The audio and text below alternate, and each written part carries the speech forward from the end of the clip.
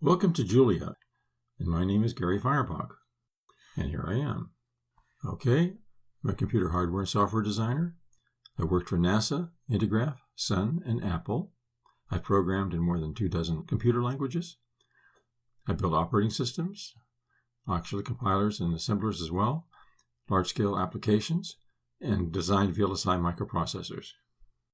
The course overview. Here's what we'll learn.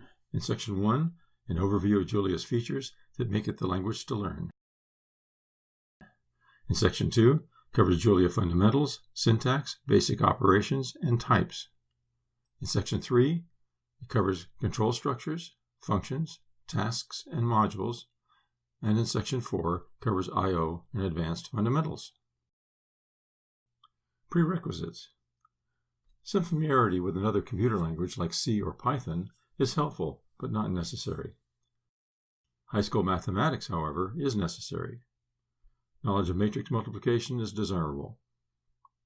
The course starts out by asking why another computer language, when there are over 700 already. We hope we make the case that another is justified. The course ends with a design for a perceptron to distinguish mines from rocks that we will train and test using sonar data. In between, we'll teach you how to program in this unique language. Let's get started.